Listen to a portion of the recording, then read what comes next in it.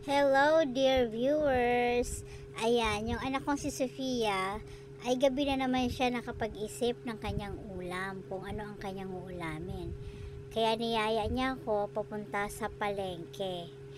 Sinamahan ko naman siya at ang akala ko talaga ay bibili siya sa palengke.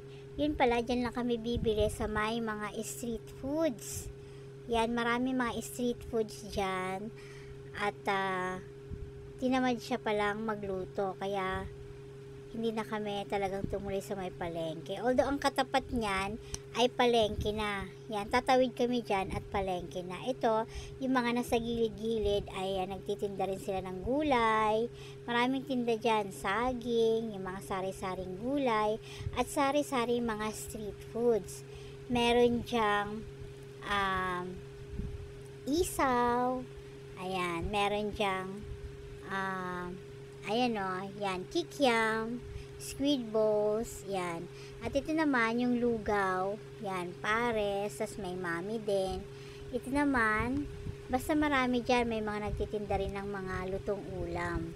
At ito naman, ay meron ding mga nagtitinda ng lumpia.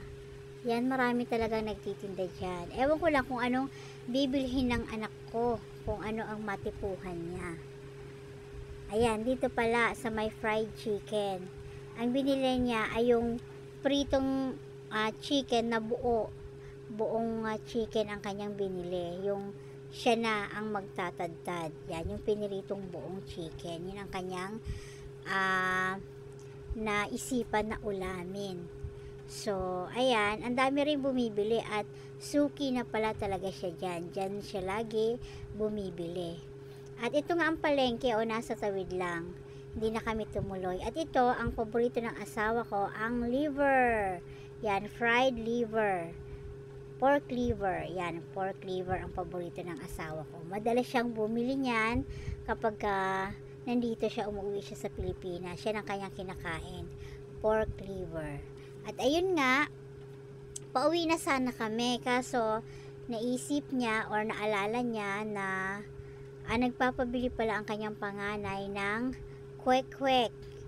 Ano ba yung kwek-kwek? Yun yung quail eggs na binalutan ng kulay orange. Yung harina na merong food coloring na kulay orange. So, nakita ko si ate. Ayan o, galing sigurong trabaho yan. At ang sarap-sarap ng kain niya ng balot. Ayan o. Sarap-sarap niya ng kain ng balot. At meron naman dumating, bumibili ng palamig. Ayan, color pink yung palamig. At yan si ate, sarap ng kainan, chicken din. Ayan o. Ganyan ang itsura ng Luzon Avenue kapag kagabi. Maraming mga tindang mga street foods. At ayun na nga, pauwi na kami. At makikita natin dito na maraming tao talaga, no, na kumakain. Yung iba galing sa trabaho.